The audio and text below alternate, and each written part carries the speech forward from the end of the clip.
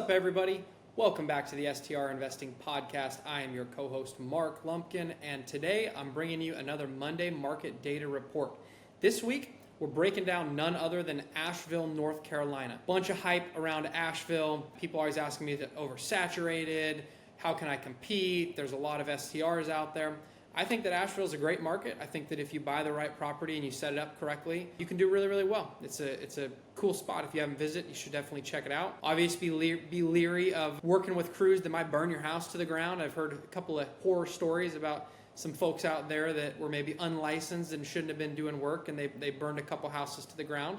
But if you hire somebody that's licensed and you can find a reputable company to help you set it up, you should be just fine. So what's the data going to tell us? Well, let's get into it. 3 bedrooms, annual revenue. 50th percentile is $39,000 a year. 75th percentile, $51,000 a year. And 90th percentile is $67,000 a year. So pretty big jump in 3 bedrooms going from the middle of the pack to those top performers. Average daily rate, 50th percentile is $216. All the way up to $396 in the 90th percentile. We see a big jump in nightly rate, almost double, and then we see a big jump in occupancy as well, going from 47% all the way up to 69%. So a decent swing there between the average performing 3 bedrooms and the top performing 3 bedrooms. And then when we dive into the 4 bedrooms, we see another big jump. When we go from 3 bedroom in the 50th percentile to 4 bedrooms in the 50th percentile, we can earn almost 20 grand more a year, going from 39,000 to 57,000. If you're in a 4 bedroom at the 75th percentile, you could earn about 76,000 a year. And the top performing 4 bedrooms are earning a little over 100,000 a year, which is like $34,000 more a year than the top performing 3 bedrooms. So pretty big jump there. Average daily rates go from $341 all the way up to $540. Depending on where you fall at in the 4 bedroom category. And then occupancy is about the same as 3 bedrooms in 4 bedrooms. You're 45% all the way up to 70% depending on where you fall and how your home performs in that bedroom category. So there you go, guys. 4 bedrooms can earn you anywhere from 20 to 35,000 more a year over the 3 bedrooms.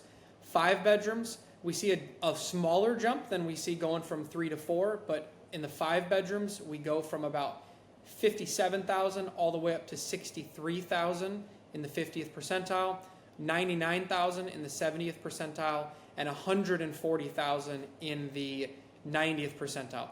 So the top performing 5 bedrooms are doing about 40 grand more a year than the top performing 4 bedrooms, which is a big swing.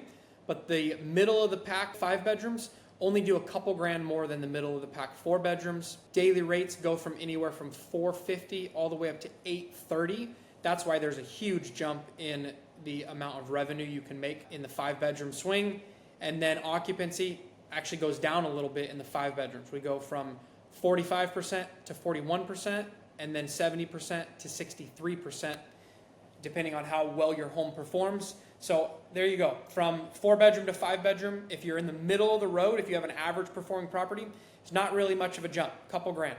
But if you have a really well-performing property, there's a huge jump, almost $40,000 a year in revenue boost for 5 bedrooms. So it can be super beneficial. Then if we go to 6 bedrooms, we see a pretty huge jump all the way across the board. 5 bedrooms in the middle of the pack, we're performing at $62,000 a year. 6+ bedrooms in the middle of the pack are performing at $125,000 a year. So practically double the revenue. That's the biggest swing I've ever seen adding a bedroom in any market. 75th percentile, you go from 99 in the 5 bedrooms to 164 in the 6+, and 140 in the 5 bedrooms, all the way up to 218 in the 6+ bedroom. Nightly rates go from $700 to $1,350, and occupancy stays about the same, going from a 5 bedroom to a 4 bedroom, 43%, 52%, and 61%, depending on if you're the middle of the pack or the top of the pack. So there you go, guys. The story of Asheville, North Carolina is if you are going from a 3 to a 4 to a 5 and you're an average property, not much of a bump. But if you go from a 3 to a 4 to a 5 and you have a good performing property, you're the top 10%, huge benefit for having those extra bedrooms. And then if you go to a 6, basically 6+, doesn't matter where you fall in the pack, you earn substantially more than the 5 bedrooms do. So take it for what it is, guys. Check out Asheville, North Carolina. If you need any help, reach out to me or my partner, Taylor. We're happy to help you find, renovate, set up, and get into the short-term rental game. Thanks for listening to the podcast. We look forward to catching you guys this Friday for another special guest, and next Monday for another Monday Market Data Report.